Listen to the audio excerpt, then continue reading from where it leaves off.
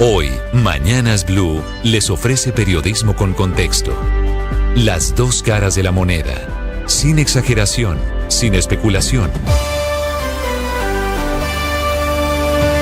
A partir de este momento, Mañanas Blue es periodismo en radio. Bienvenidos.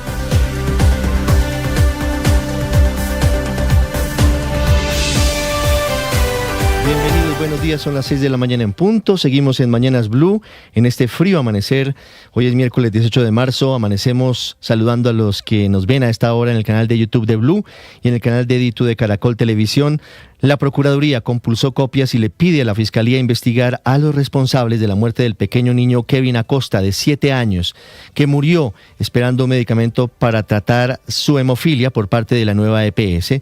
La Procuraduría concluyó que la muerte de Kevin sí fue un caso de omisión y negligencia por parte de la nueva EPS, derrumbando así la tesis del presidente Petro de que el niño murió porque la mamá lo dejó subir a su bicicleta. Una declaración que para muchos sectores fue indolente. Para la Procuraduría, la nueva EPS no suministró a tiempo el medicamento y eso puso al niño en una condición clínica crítica durante semanas. Por eso fue abierta una investigación contra Oscar Galvis, interventor de la nueva EPS, que a pesar de los casos, las denuncias y las deudas, es la EPS que quiere salvar al presidente Petro, quiere convertirla en el nuevo seguro social de acuerdo a los expertos en el sistema.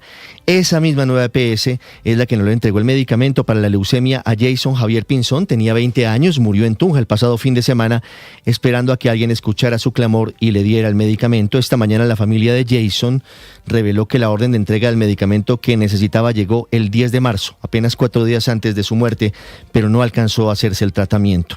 Estas tragedias de colombianos que mueren esperando medicamentos o atención en el sistema de salud son el telón de fondo para la orden del presidente Gustavo Petro de liquidar las EPS que él dice están quebradas, orden que la Superintendencia Nacional de Salud puso en sus justas proporciones. Anoche, la superintendencia de Bernardo Camacho intentó tranquilizar a los 25 millones de pacientes que están afiliados a estas EPS, a las clínicas y a las mismas EPS, asegurando que de momento las EPS deben garantizar el aseguramiento de la gente y seguir prestando el servicio. Eso sí, la superintendencia dice que seguirá vigilando y controlando el sistema de salud. De momento, el plan del gobierno es salvar la nueva EPS, la más grande del país con 11 millones de afiliados y la que tiene más problemas. Según el presidente Petro, hay que liquidar las EPS en quiebra, que son las EPS intervenidas, pero pagar con plata pública las deudas de nueva EPS y que esa sea la única entidad promotora de salud que se salve de esta reforma.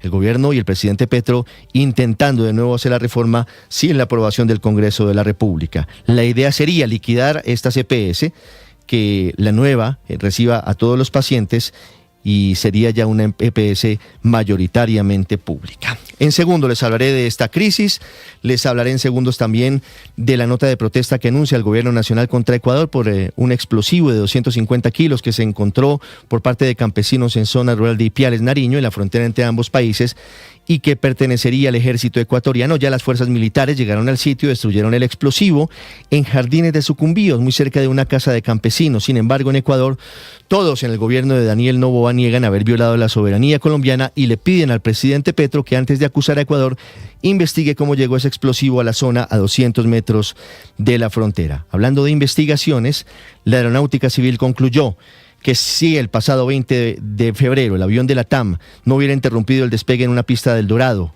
con rumbo a San Andrés, se habría estrellado en el aire con un helicóptero del ejército que sobrevoló la pista sin autorización de la torre de control. La conclusión es que sí hubo riesgo en la operación.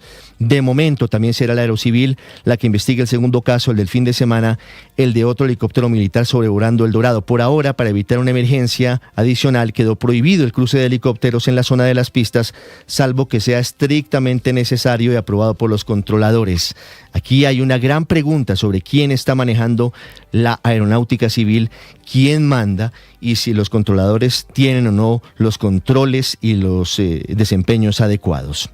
Les hablaré en segundos también del giro que está teniendo el caso de Zulma Guzmán, la mujer detenida en Londres por haber presuntamente envenenado con frambuesas con talio a 2 niñas del Colegio de los Nogales en Bogotá.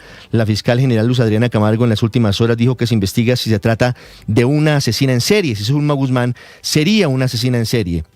Los investigadores encontraron que Zulma Guzmán también envió chocolates envenenados a su cuñada y a otra mujer. se salvaron. Una de ellas está en tratamiento en Estados Unidos, pero parece un patrón de comportamiento de Zulma Guzmán, quien ahora es solicitada en extradición por parte de Colombia y permanece en el Reino Unido. Por ahora, si llegara a Colombia, su centro de reclusión sería la cárcel La Picota en Bogotá.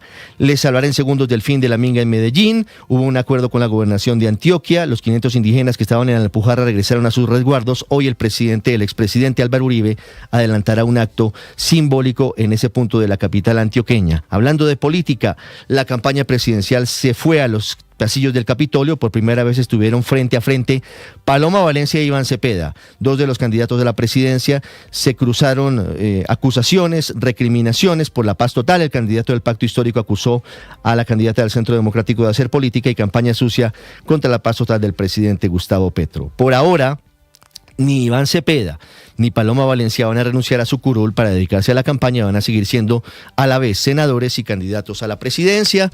Estamos en jornada de apoyos. Llegaron a la campaña de Paloma Valencia 13 ministros de Defensa y 32 generales en retiro, y a la campaña de Sergio Fajardo llegó el ex vicepresidente, el general Óscar Naranjo. Les hablaré de noticias del mundo. Esta mañana Israel informó sobre la muerte del ministro de Inteligencia iraní. Es el tercer golpe de la semana a la cúpula del régimen.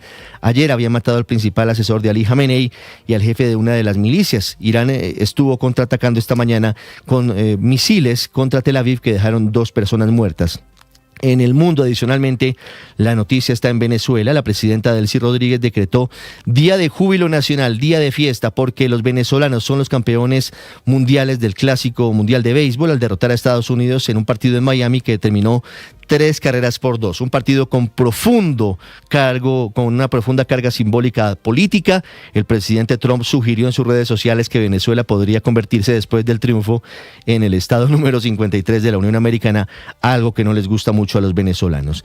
Y hablaremos de deportes en Colombia, de la goleada 3-0 a Millonarios Atlético Nacional y de la fecha de Champions League que hoy tendrá en escena a Lucho Díaz con el Bayern Múnich. Una mañana cargada de noticias, como siempre es un gusto acompañarlos. Son las 6 de la mañana y 7 minutos. Vamos a continuación con lo más importante de Colombia y el mundo en el resumen en Voces y Sonidos en Mañanas Blue.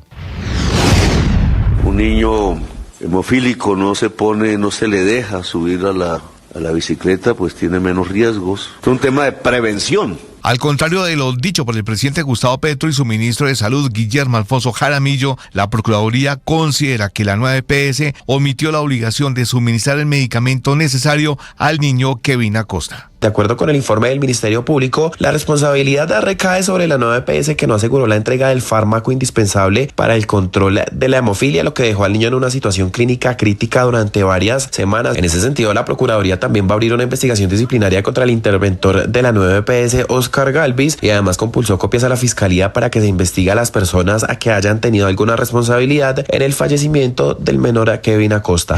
Las EPS, ministro de Hacienda y ministro de Salud, todas las que estén en quiebra se liquidan. Entre tanto, la Superintendencia de Salud pidió a clínicas, hospitales y demás prestadores mantener la continuidad en la atención a pacientes en medio de la incertidumbre generada por las declaraciones del presidente Gustavo Petro sobre una posible liquidación de las EPS que están quebradas. En las últimas horas se pronunció el superintendente de Salud, Fabio Aristizábal. Si usted interviene en una entidad, usted interviene en una EPS, la obligación de la superintendencia es verificar mensualmente que esos indicadores que tienen las herramientas están mejorando. También se pronunció Ana María Vesga, presidenta de ASEMI. Estaríamos hablando de un movimiento de cerca de 12 millones de personas. Llevarlas a la nueva EPS, una entidad que no tiene ni siquiera estados financieros desde el 2023, se desconoce su situación real, financiera y operativa.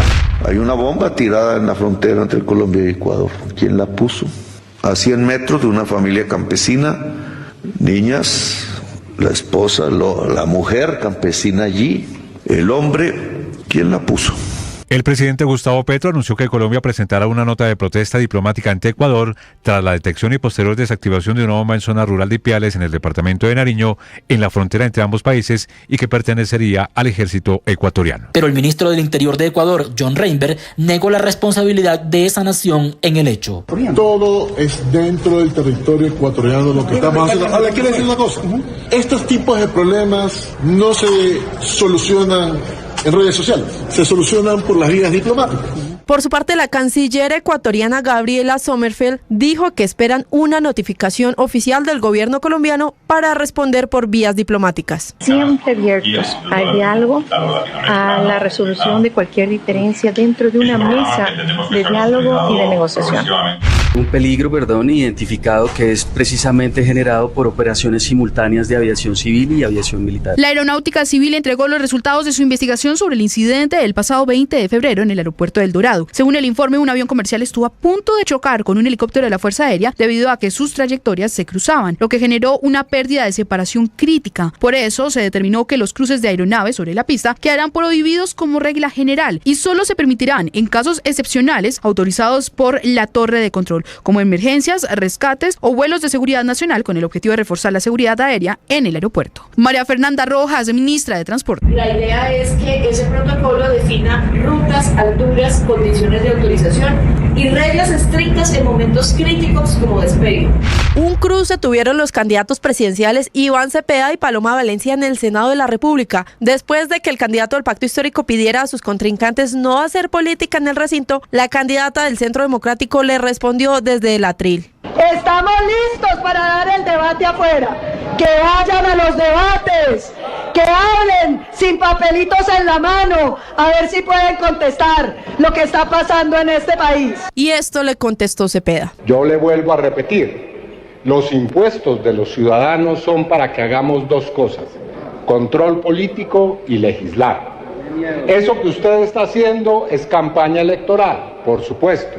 Más temprano, Paloma Valencia no descartó una posible renuncia a su curul. Pues vamos a ver, depende cómo esté la intensidad del Congreso. Por ahora queremos venir acá, porque los colombianos nos eligieron para seguir dando esta batalla. Sergio Fajardo recibió el apoyo del ex vicepresidente y exdirector de la Policía Nacional, el general en retiro Óscar Naranjo, y lo hizo a través de esa carta titulada Un voto por la coherencia. El ex vicepresidente aseguró que irá en primera vuelta por el exgobernador de Antioquia. Esto respondió el candidato. Me siento orgulloso. Esto lo representamos nosotros y eso es lo que estoy invitando a tantas personas en el país. No se asusten, no crean que esto está definido entre unos extremos que ya decidieron que nosotros no teníamos voz en esto. Sí tenemos. Y Paloma Valencia recibió el respaldo de 4 exministros de defensa y 35 generales y coroneles en retiro. Marta Lucía Ramírez, Diego Molano, Guillermo Botero y Juan Carlos Esguerra respaldan su carrera a la presidencia. El caso de Zulma Guzmán continúa ampliándose con nuevos elementos que, según las autoridades, podrían evidenciar un patrón de conducta de asesina serial, al existir otros presuntos intentos de envenenamiento con talio. Entre las nuevas víctimas que hacen parte de la investigación aparece Elvira Restrepo, cuñada de Guzmán, quien en enero de 2025 habría recibido en su vivienda un domicilio con chocolates presuntamente contaminados. Habla la fiscal general Luz Adriana Camargo. Tenemos evidencia cierta de otro caso de aproximadamente hace un año que involucra a una familiar de la señora Zulma.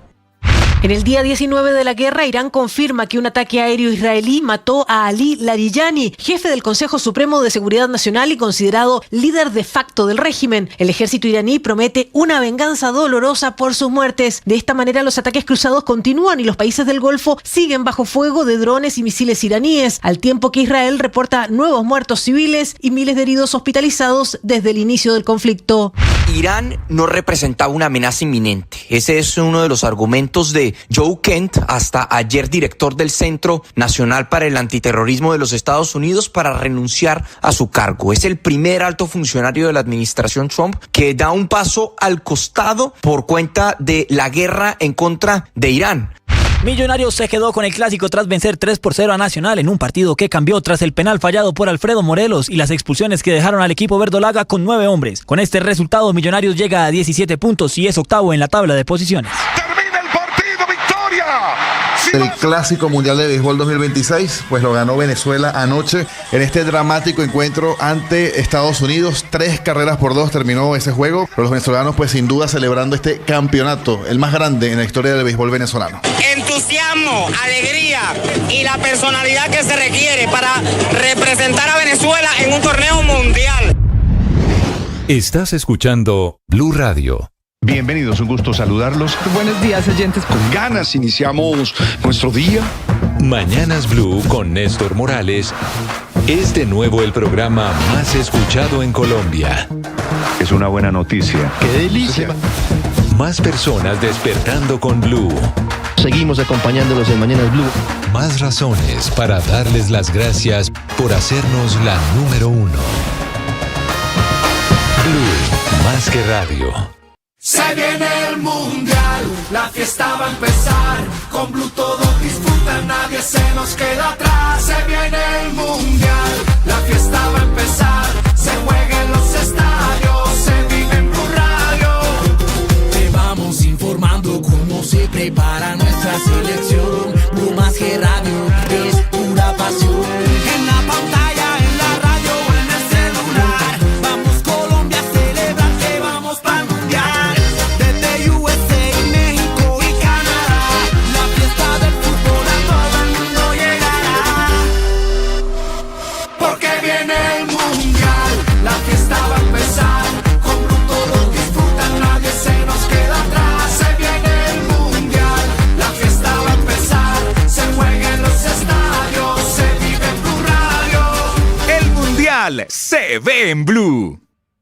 Y nos estamos preparando ya para la Copa del Mundo. Por eso no te puedes perder los partidos aquí en nuestro canal de YouTube de la Selección Colombia. Preparatorios Colombia-Croacia este 26 de marzo. Aquí, @Blue Radio. Suscríbete al canal para que tengas una mejor experiencia con nuestros contenidos. Colombia-Croacia. Se viene el mundial.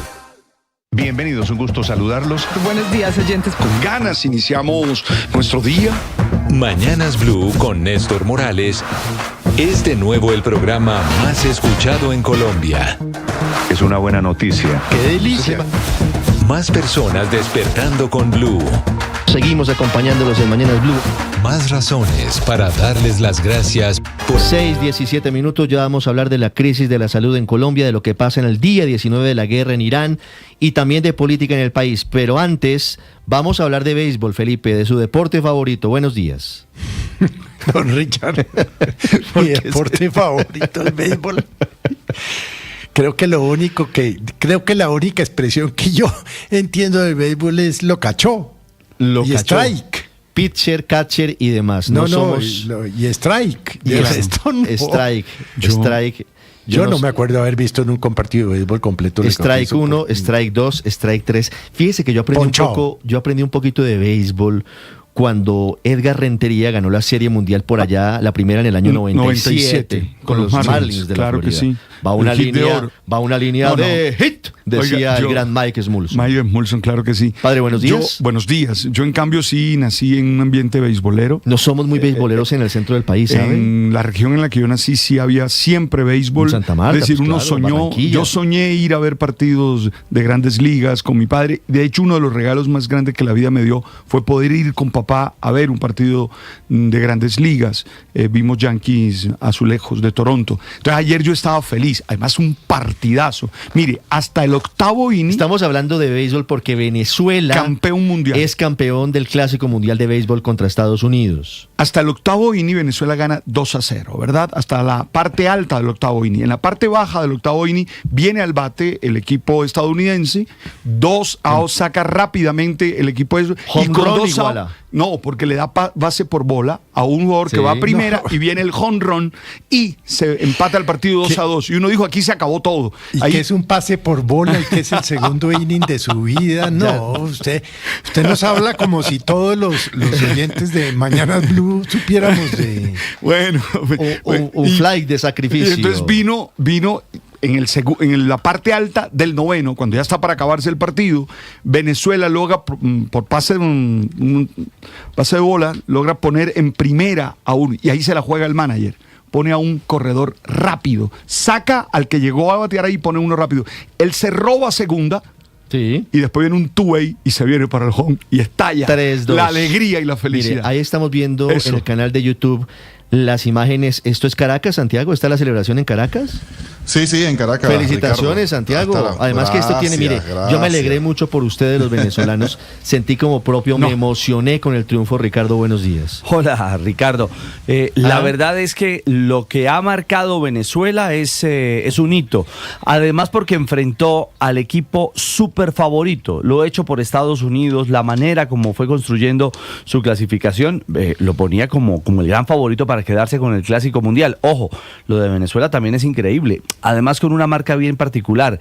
Italia, que fue la otra novena que, digamos, fue de gran suceso e impacto, plagada también de venezolanos. De venezolanos en el exilio. Exactamente. O de algunos,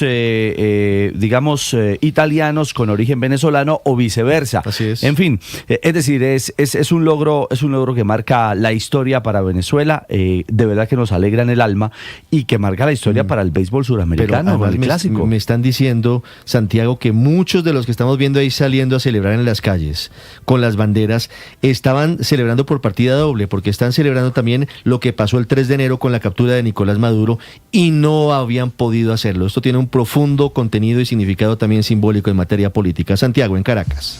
Sí, Ricardo, pues sin duda, pues Venezuela es un país de béisbol, no cabe duda, y anoche pues quedó más que demostrado con este campeonato en el Clásico Mundial, su 6ª edición, celebrada en la ciudad de Miami, aunque ese estadio pues parecía más pues el Monumental de Caracas por la altísima cantidad de venezolanos allí presentes. Eran poco más de 36,000 asistentes, donde sin duda el 80% pues apoyaba pues a Venezuela. La final fue ante Estados Unidos, como comentaba allí Ricardo, que por segunda ocasión seguida se queda con la medalla de plata. Hace 3 años perdieron la final ante Japón y anoche pues ante Venezuela. Y este juego pues ayer con todo lo que ha pasado desde el 3 de enero pues tenía de fondo cierta carga política. De hecho, en redes sociales no hay manera de no hablar de que luego de ese día del 3 de enero, este 17 de marzo es el más feliz para el país, o que este es el verdadero motivo para celebrar. Todo depende pues de la tendencia política que tenga la persona. Otros dicen que se acabó la pava, que se acabó la mala suerte, y por eso pues somos campeones del béisbol mundial. En las calles, Ricardo, la celebración fue hasta altísimas horas de la madrugada, porque además de Delcy Rodríguez, la presidenta encargada, decretó día de júbilo, día libre, feriado. Hoy no se trabaja acá en Venezuela. Bueno, otros no trabajan, yo sí trabajo. Pero pues escuchemos a uno de los tantos venezolanos que se lanzaron a las calles y lo que opina de que paradójicamente, si cabe el término, esta final fue ante Estados Unidos. Estados Unidos nos han ayudado, somos amigos hermanos, pero discúlpame, Venezuela es la cara del béisbol. El béisbol venezolano tiene que ser para todo el mundo. Mire, escúchame, todos los jugadores de Estados Unidos tienen que ver los videos de Michael García para que aprendan a jugar béisbol. Somos Venezuela y más nada. ¿Por qué Michael García, Ricardo? Pues porque Michael García, con apenas 26 años, fue el MVP, el más valioso del torneo, el mejor jugador de todo el campeonato. Él juega en el shortstop, es campo corto de los Reales de Kansas City. De hecho, todos los venezolanos allí son todos estrellas en las grandes ligas. Y justamente él decía esto en medio de la celebración. La próxima vez que hagan un ranking del Clásico Mundial, Venezuela es el número 1, lo demás después que se arregle. Él decía esto porque Venezuela arrancó como número 5 en el ranking mundial y ahora es, por supuesto, el número 1 en redes sociales. Además, también la narración de los canales de televisión es lo más comentado, entre ellos el Fernando Arrias, el más importante en todo el país. Y además también ha sido vinculado con política, porque este triunfo pues hizo que Donald Trump pues comentara en redes sociales y hablara de que Venezuela puede ser el nuevo estado, el estado 51 de Estados Unidos. Ricardo. 6:23 minutos, Merlano. ¿Cómo recibieron en Estados Unidos? Estaban molestos los jugadores de la selección estadounidense de béisbol, por supuesto, porque Venezuela les sonó las narices en su territorio.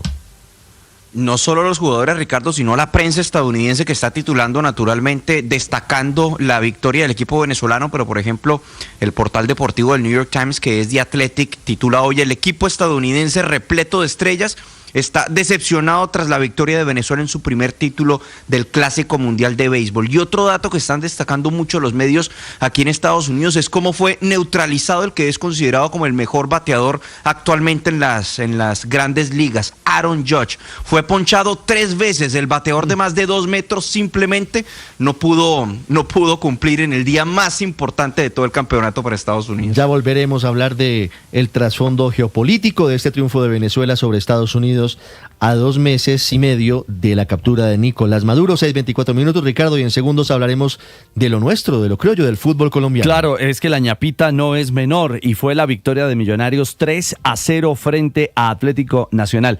Un partido, Ricardo y oyentes, que tuvo de todo. Pena máxima errada por Nacional, 2 expulsados en el verde, otra vez Rodrigo Contreras como gran figura. Bueno, mucho que contar del clásico, del superclásico colombiano en el fútbol nacional. 6:24, Felipe, y mientras tanto, la crisis de la salud, que sigue siendo tema central para los colombianos, la nueva EPS en medio de lo que significa la posibilidad de que lleguen muchos más pacientes, la Superintendencia de Salud diciendo por ahora las cosas siguen como están, a pesar de la orden del presidente Petro, coincidiendo con un dictamen de la Procuraduría, Felipe, de 8 páginas que señala que la nueva EPS sí fue la responsable de la muerte del pequeño Kevin Arley Acosta, porque no le entregó a tiempo el medicamento contra la hemofilia. No fue culpa de la mamá, como dijo el presidente Petro. No fue culpa de la mamá, ni era porque el niño Kevin montaba en bicicleta, negligencia de la EPS, de la nueva EPS, a pesar de lo que explicaron el presidente Petro y el ministro de Salud,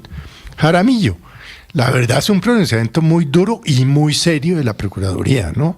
Que ponen aprietos a muchos funcionarios porque hubo compulsa de copias, a la Fiscalía, ¿no? Sí, es que estoy leyendo el último párrafo de la decisión, Felipe, y justamente lo dice. Mire, tal como se expuso precedentemente y consta en los documentos recaudados por la Procuraduría Delegada para Asuntos Civiles del Trabajo y la Seguridad Social que se anexan en el presente informe, así como evaluar el eventual traslado de las actuaciones a la Fiscalía General de la Nación. Sergio Barbosa. Hola Ricardo, buenos días. Un mes después de que el pequeño de 7 años Kevin Acosta, diagnosticado con hemofilia, falleciera, la Procuraduría, tras una investigación, pudo determinar que el niño murió como consecuencia de la omisión de la nueva EPS, que no le suministró a tiempo el medicamento para tratar esa enfermedad. La investigación también estableció que la menor estuvo cerca de 2 meses sin recibir el tratamiento luego de que la IPS Medicarte suspendiera la entrega del medicamento a sus pacientes por falta de pago por parte de la EPS. La muerte de Kevin Acosta generó gran indignación entre los colombianos tras unas declaraciones del presidente Gustavo Petro y su ministro de Salud Guillermo Alfonso Jaramillo durante uno de sus consejos de ministros al referirse al caso de Kevin Acosta. ¿Y qué es lo que hemos hecho? Prevenir. O sea, el esfuerzo está en prevenir. ¿Quiénes son las instituciones que deben prevenir? Pues en primer lugar, obviamente, la familia. Si se educa más, pues está en mejores condiciones de prevenir. Si un niño hemofílico no se le deja subir a la bicicleta, pues tiene menos riesgos. El ministro de Salud Guillermo Alfonso Jaramillo en esa ocasión habló, por ejemplo, sobre que el niño debía estar restringido para montar bicicleta debido a su condición, lo que generó grandes críticas. El caso de Kevin, desafortunado, por supuesto. La información que tenemos es que tuvo un accidente cráneoencefálico.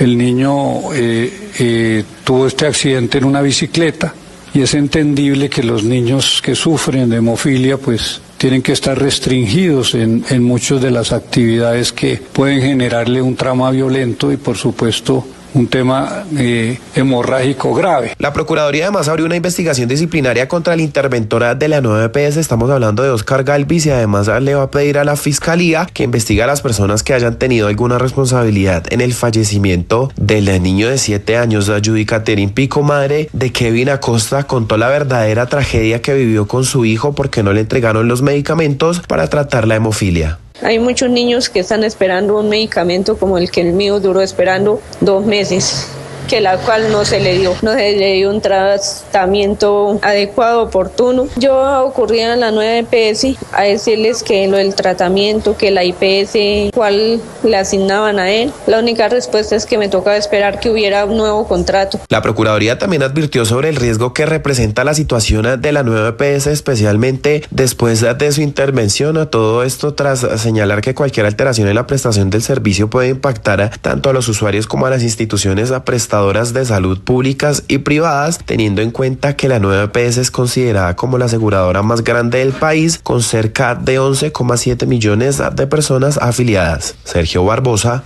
Blue Radio. Sergio, gracias. 6:29 minutos, Felipe. Cambiando de tercio, hablando de política, estamos exactamente a 6 semanas de la primera vuelta presidencial. 31 de mayo, los colombianos vamos a elegir presidente, por lo menos en la primera vuelta. Seguramente iremos a segunda, que es en la tercer domingo de junio, pero el 31 de mayo es la primera vuelta.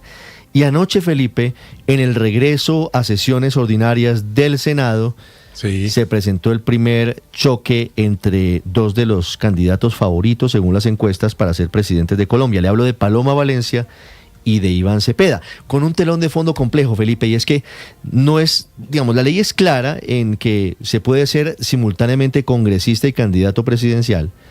Lo que pasa es que al final terminan pasando cosas como las que pasaron anoche en el Congreso. Claro. ¿No?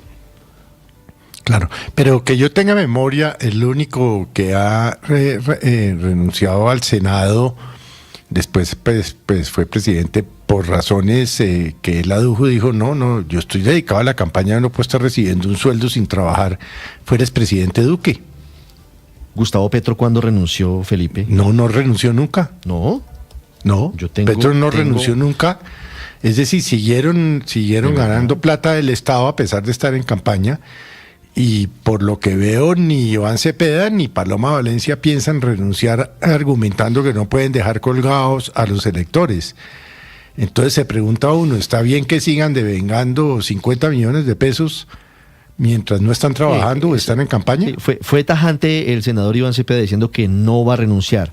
No lo fue tanto Paloma Valencia, que dijo que lo va a evaluar, que si la campaña se complica, ella podría evaluar la posibilidad. Pero lo ético, digo yo, no lo legal, porque usted ya explicó bien el tema legal, sería que renunciaran a ese salario y se dedicaran a lo que tienen que dedicarse, que es a sus campañas, ¿no? Sí, señor. Yo Héctor, tenía en mi memoria que Gustavo Petro había renunciado, pero no, Petro nunca me están renunció. Corrigiendo, Héctor.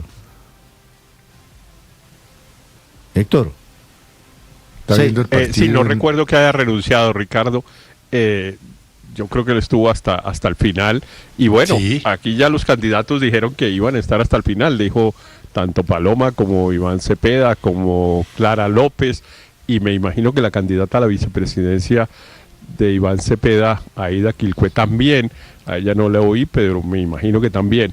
Eso quiere decir que el Congreso va a hacer en estos 3 meses lo que fue ayer, un escenario más de campaña, que a mí francamente no me molesta, a mí me parece bien. Lo que pasó ayer realmente me gustó desde el punto de vista, digamos, democrático. Pues Iván Cepeda pidió mesura, que la campaña no se llevara allá, etcétera, que se llevara afuera, pero la respuesta de Paloma me hizo pensar que lo que pasó era inevitable, porque dado que que las elecciones se han convertido en un plebiscito sobre la continuidad del proyecto del gobierno del presidente Petro, pues obviamente en el Congreso lo que hacen es control político de la gestión del gobierno.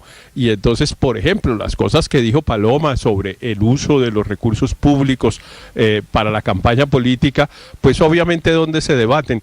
Pues en el Congreso. Entonces, pues si estamos en un plebiscito, nos tocó que el Senado sea el escenario de esa campaña. La reforma a la salud. El senador y candidato Iván Cepeda ayer defendió y apoyó al presidente Petro con su idea de liquidar las EPS quebradas.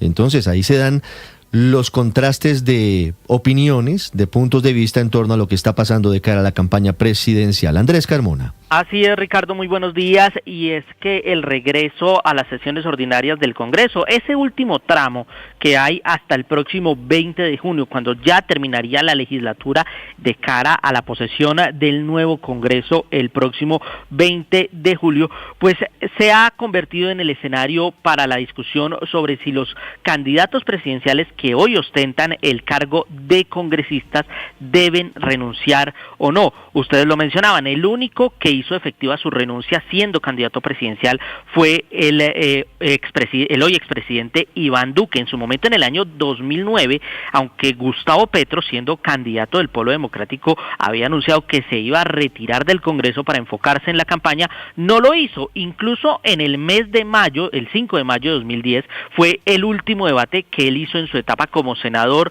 en ese momento, en esa candidatura 2010, en un debate sobre las chuzadas del DAS, que muchos incluso vieron como una forma de hacer campaña, aprovechando una de las principales banderas que tenía el entonces senador, hoy presidente de la República. Pero volvamos al 2026, a lo que fue esta discusión en las últimas horas entre los dos candidatos, Paloma Valencia e Iván Cepeda. El punto de inicio fue esa declaración que hizo Cepeda de que no iba a renunciar, pero que le pedía a sus compañeros, a sus contendores en la campaña presidencial, en especial a la senadora Valencia, no aprovechar la plenaria del Senado para hacer campaña política. La respuesta la hizo de forma contundente la candidata del Centro Democrático y de la Gran Consulta. No solo criticó a Cepeda, le criticó la política de paz total y le pidió que asistiera a debates, que diera de cara la discusión. Escuchemos.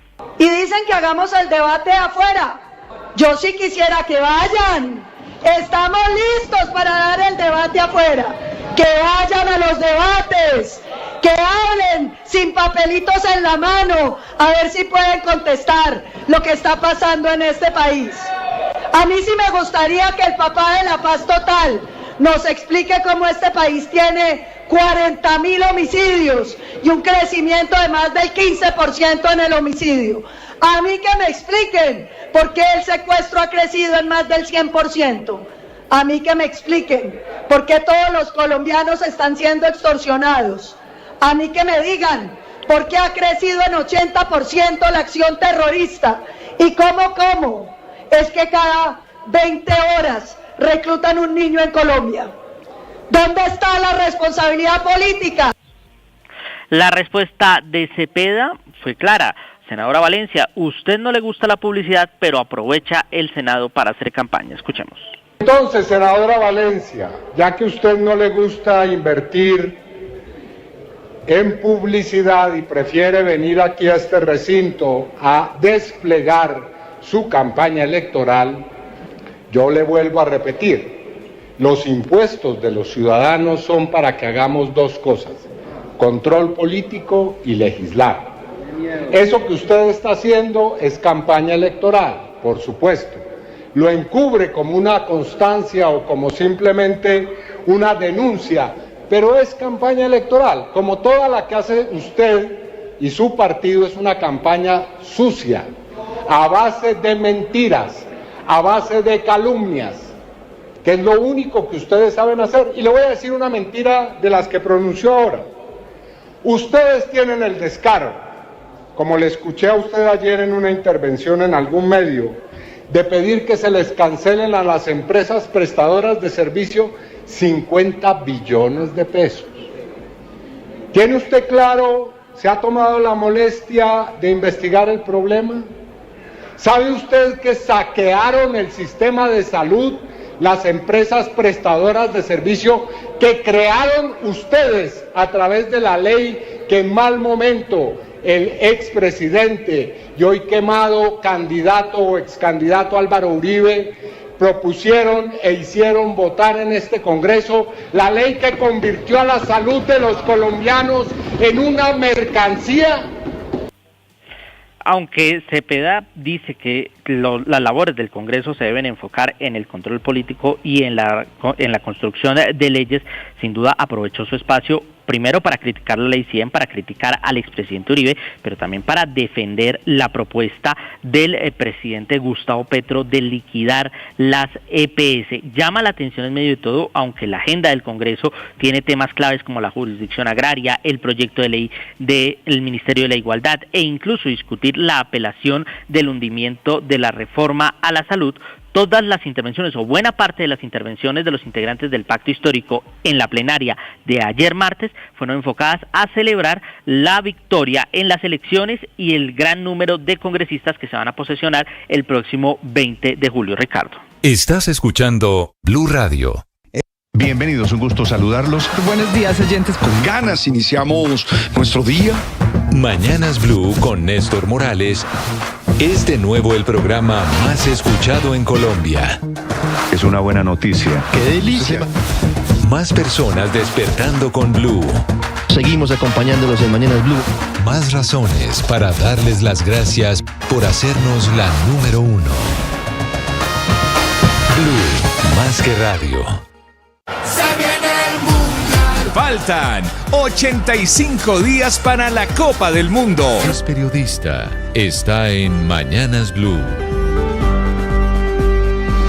6 de la mañana, 39 minutos. La Superintendencia Nacional de Salud envió un mensaje intentando tranquilizar a las EPS, a las clínicas, a los hospitales y sobre todo a 25 millones de colombianos que son los que están afiliados en una de las EPS intervenidas por el gobierno, que pueden ser las primeras que el presidente Gustavo Petro quiere liquidar por estar en quiebra. La Superintendencia Nacional de Salud respondió a la orden que está por cumplir 24 horas y que dio el presidente Petro en el Consejo de Ministros a los jefes de Hacienda y Salud para liquidar EPS con problemas financieros. Desde esa entidad que dirige Bernardo Camacho, insisten en que esto hay que verlo y dimensionarlo. ¿Qué tanto se puede cumplir la orden del presidente? De momento, lo que dice la Supersalud es que va a seguir inspeccionando, vigilando y controlando a las entidades de salud, pero que debe cumplirse con el rol, es decir, que deben seguir asegurando a los pacientes. Es que la Superintendencia de Salud sabe muy bien que la orden del presidente Petro no se cumple de la noche a la mañana, que hay un debido proceso y que así el presidente quiera liquidarlas a todas, quedan 4 meses y medio para definir el rumbo que este gobierno quiere del sistema de salud. Ahora, el presidente Petro dice que se pueden liquidar porque el modelo está listo, y él lo anuncia en un largo, muy largo mensaje en X en 16 párrafos en los que ordena implementar la reforma a la salud, ya no por decreto, sino por Twitter, la misma que no han aprobado en el Congreso. Lo que dice el presidente es que si se liquidan las EPS quebradas, entonces las otras reciben a los pacientes en un chu-chu-chu, donde el jefe de Estado solo imagina la existencia de 3 EPS, siempre y cuando sean 100% públicas. Se refiere a Nueva EPS, la más grande hoy administrada por el gobierno, a Sabia Salud y a Capital Salud, que son EPS donde el gobierno, donde lo público tiene hoy el control y la participación. Es el gobierno nacional en Nueva EPS, el de Medellín y Antioquia en Sabia Salud y el de Bogotá en Capital Salud. Así es como el presidente terminaría volviendo el sistema de salud un modelo 100% público. María Camila Orozco es periodista. Está en Mañanas Blue. Ya son las 6:41 de la mañana. Cumplir los caprichos del presidente Gustavo Petro casi siempre contrae consecuencias. Y la última viene en forma de sanción de la Procuraduría General contra 16 funcionarios y contratistas de la Superintendencia de Industria y Comercio por la inspección que hicieron el 12 de marzo del año 2024 a la Registraduría y la Cancillería buscando algo irregular en los contratos donde tiene participación Thomas Greg Anson. Las fallas que encontró el ente disciplinario fueron valoradas como graves a título de dolo y traen sanciones de hasta 1 año por la extralimitación de funciones, por ejemplo, a Francisco Melo Rodríguez, que es el superintendente delegado para la protección de la competencia, porque no tenían un objeto de inspección claro, definido ni específico, provocaron que los funcionarios hicieran requerimientos indiscriminados sin límites claros, analizando equipos electrónicos institucionales e incluso personales, llevándose copia espejo, por ejemplo, del censo electoral y otros documentos que gozaban de reserva legal. Esta inspección fue el inicio de una serie de visitas que han sido duramente cuestionadas de la superintendencia en cabeza de Cielo Rusinque, como la que hicieron en Naturgas y la que hicieron en Banti. Pero aunque la doctora Rusinque amanece esta mañana defendiendo a los disciplinados con el argumento de que la falta fue haber respetado con rigor y alta gerencia ética y jurídica los mandatos constitucionales que regulan estas visitas o inspecciones administrativas en Colombia, la verdad es que de fondo lo que significa esta decisión de primera instancia de la Procuraduría es un límite claro, un tate quieto al gobierno, a la superintendencia que durante estos 4 años cogió a esta institución de asustadero o de perro bravo para abusar. Paola Ochoa es periodista. Está en Mañanas Blue. 6:43 a.m. Una vela a Dios y otra al diablo. Posturas antagónicas del gobierno de Gustavo Petro, que defiende por un lado a los productores de acero y de cerámica, pero que por el otro agrava la situación para el sector eléctrico colombiano. Rezando y pecando al mismo tiempo con la industria nacional. De un lado, ayudando a la industria siderúrgica con un decreto que le pone un arancel del 35% durante un año a 14 productos importados de acero y de metal, como barras, clavos, gravas, puntas, chinches y alambres de púas, grapas, todos que vienen principalmente de países como China, Turquía, Rusia e India, y a países con los cuales no tenemos acuerdos de tratados de libre comercio. China e India, de hecho, de donde viene también una lluvia de productos cerámicos como placas y baldosas, a las cuales también se les impone un arancel del 25% por 2 años en un intento del gobierno Petro por defender y fortalecer a la industria siderúrgica y a la industria de cerámica, 2 sectores que representan cerca del 10% del Producto Interno Bruto y que generan en conjunto más de 50.000 empleos a nivel nacional. Vela Dios que prende el gobierno para esas industrias, la siderúrgica y la de cerámica, pero ven al diablo que le enciende al sector eléctrico colombiano, cada vez en mayor riesgo de un apagón, con deudas que hoy ascienden a 9.2 billones de pesos, de los cuales más de la mitad, es decir, el 58%, corresponden a cuentas sin pagar del gobierno de Gustavo Petro. 3,5 billones de subsidios de luz a hogares estratos 1, 2 y 3 y 2.2 billones de la opción tarifaria, luz fiada durante la pandemia, que se ofreció a pagar este gobierno, pero cuenta que nada que paga, agravando y empeorando la situación del sector eléctrico colombiano, a cuyos generadores, distribuidores y transmisores se les debe además 1.4 billones de empresas públicas y 2.1 billones de pasivo de la empresa Aire, pagos que no se han hecho, deuda que continúa golpeando el flujo de caja de estas empresas en un momento donde se necesita estar bien preparados, de cara además a un nuevo fenómeno del Niño en el segundo semestre de este año. Estás escuchando Blue Radio. Faltan 85 días para la Copa del Mundo.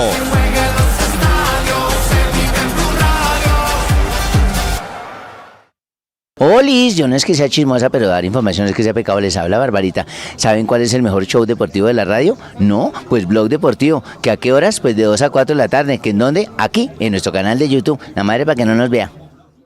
Bienvenidos, un gusto saludarlos. Buenos días, oyentes. Con ganas iniciamos nuestro día. Mañanas Blue con Néstor Morales es de nuevo el programa más escuchado en Colombia. Es una buena noticia. ¡Qué delicia! Más personas despertando con Blue. Seguimos acompañándolos en Mañanas Blue. Más razones para darles las gracias por hacernos la número 1. Blue, más que radio. Ya somos 1.500.000 suscriptores en nuestro canal de YouTube. Y sumando 1.500.246, 1.500.358, 1.500.380, 1.500.398, 1.500.416, 1.500.454. Y sumando. Suscríbete a nuestro canal de YouTube, @Blue Radio Co. Blue Radio, más que radio. Y sumando. Es un gusto saludarlos en este amanecer. En Blue celebramos una noticia que nos encanta escuchar. Aquí seguimos conectados con ustedes. Somos de nuevo la emisora hablada más escuchada en Colombia. Con la pizca de humor para nuestra dura realidad. Seguimos conectando con millones de ustedes todos los días.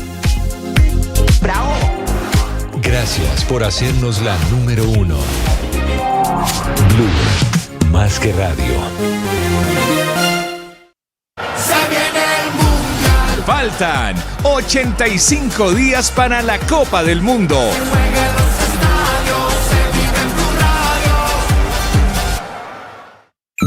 Escanea este código y suscríbete a nuestro canal de YouTube, @Blue Radio Co. Y disfruta y participa de la programación de Blue Radio. Blue Radio, le ponemos cara a la radio. Blue, más que radio. Se viene el mundial, la fiesta va a empezar. Con Blue todos disfrutan, nadie se nos queda atrás. Se viene el mundial, la fiesta va a empezar. Se juega en los estadios, se vive en Blue Radio. Te vamos informando cómo se prepara nuestra selección. Blue más que radio. Son las 6 de la mañana, 49 minutos, día nublado, muy nublado en Bogotá, día frío en la capital del país. ¿De qué hablamos hoy, padre? Hablamos de las maneras de pensar. Estamos en la Semana Internacional del Cerebro, ¿verdad? Y entonces hablemos de que no todos pensamos de la misma manera. Y eso que es una obviedad, se nos olvida en la vida cotidiana. Y entonces queremos que los demás piensen y entiendan la vida como a nosotros se nos ocurre, y si no, se arma Troya. ¿Cada uno razona de forma distinta? Sí, a partir de ¿El proceso es distinto? Distinto, eso lo vamos a conversar. Todo es distinto. Ningún cerebro es igual a otro, ninguna historia es igual a otra. Y ahí comenzamos. Entonces necesitamos aprender a respetar que el otro piensa distinto. No tengo por qué pretender que sea igual a mí.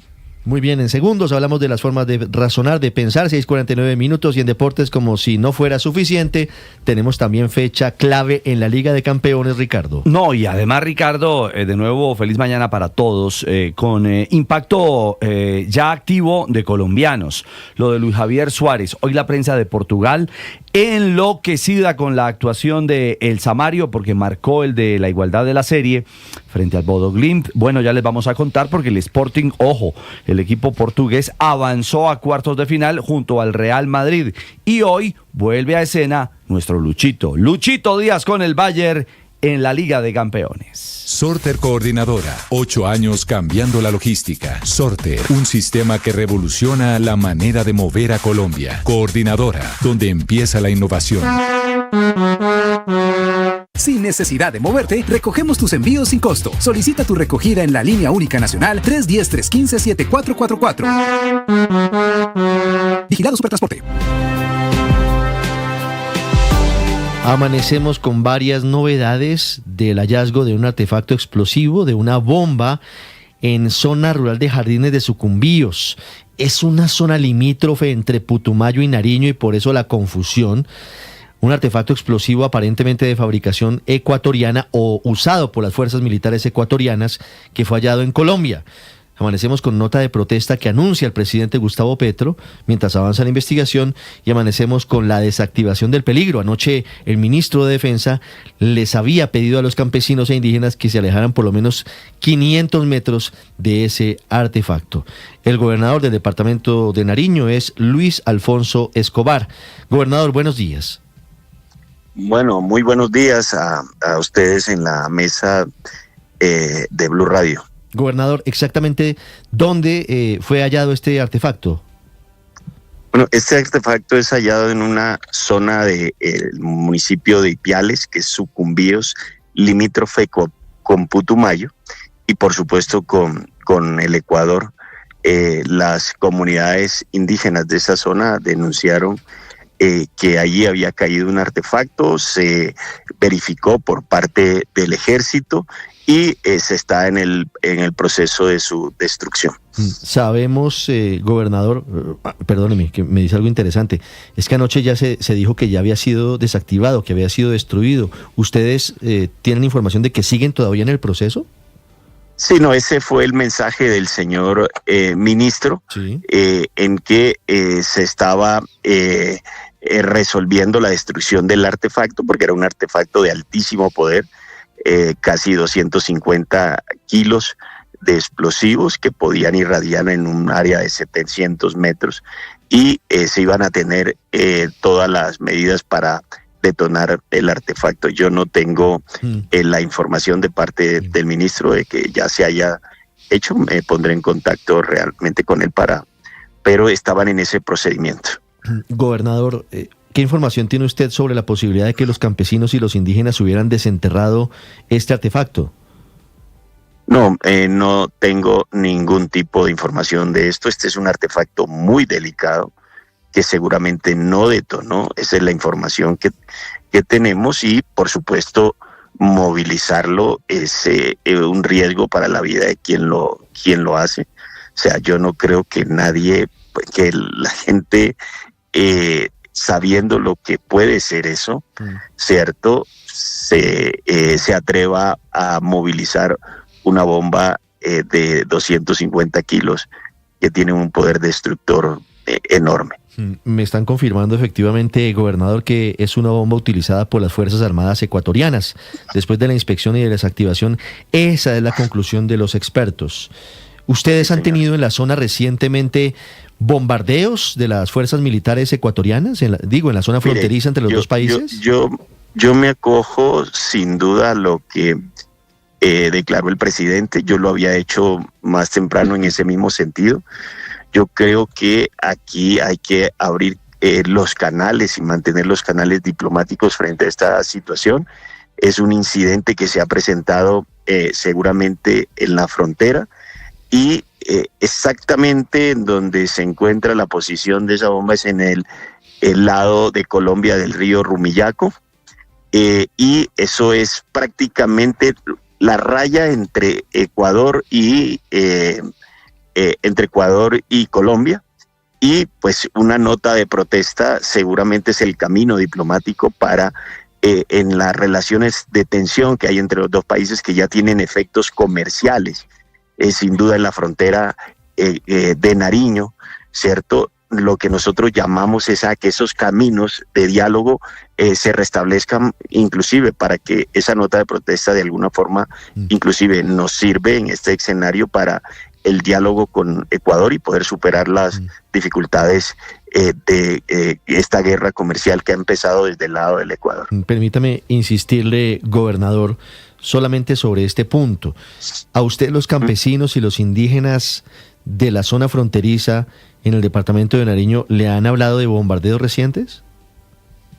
Sí, los campesinos mencionan que hay una situación de un bombardeo que se había dado, pero no en el lado, entiendo, colombiano, ¿sí?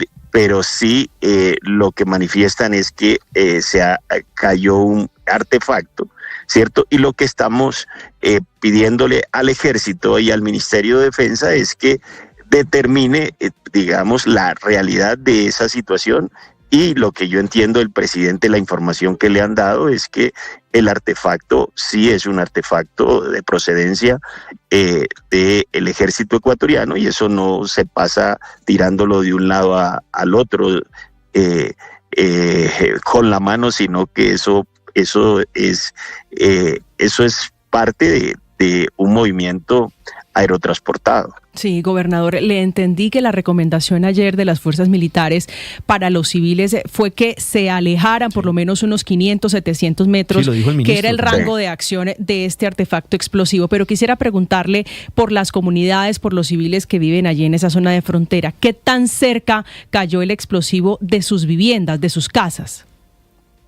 Ese dato, ellos hablan que a más o menos casi 700 metros entre 700 metros y 1 kilómetro, ¿cierto? Ese es el dato que me dan desde la zona. Si ustedes se dan cuenta, hay una zona de una finca cocalera que hay allí, ¿cierto? Que seguramente es de una comunidad, de una vivienda en específico. Sí. ¿Qué tipo de comunidades viven allí? Porque tengo entendido, gobernador, que son particularmente o en su gran mayoría indígenas, ¿no? Colombianos. Sí, es un resguardo indígena. En esa zona viven resguardos indígenas de acá de Nariño, de la comunidad de Los Pastos, y también hay como 5 consejos comunitarios de comunidades negras. Pero fíjese, gobernador, que estamos viendo las imágenes. No sé, Julián, si podemos utilizar el video. Hay videos del sitio. Y yo quiero preguntarle por una situación en particular. ¿Esta bomba cae en un cocal? ¿Cae en un cultivo de hoja de coca? Sí, toda esa zona limítrofe, si ustedes lo ven, allí hay un cultivo de coca, que es precisamente en donde se está avanzando en toda esa área en un programa de sustitución de cultivos de uso ilícito, que el compromiso hasta ahora firmados con la Dirección de Sustitución de Cultivos de Uso Ilícito es de 15.000 hectáreas, y más o menos vamos avanzando en un promedio más o menos de 2.300 hectáreas. Sí. ¿Y por qué no hay otro tipo de acciones? 2.500 hectáreas de 15.000, ¿para ustedes es satisfactorio? En Putumayo. ¿Es satisfactorio? Bueno, es en Putumayo, no es su jurisdicción, pero sí, es en límites. No, ¿En Nariño qué hacen, por ejemplo? En Nariño son otras 15.000 hectáreas en las que estamos avanzando. Usted me pregunta si es satisfactorio. Estamos hablando de un problema de 35 años, ¿sí?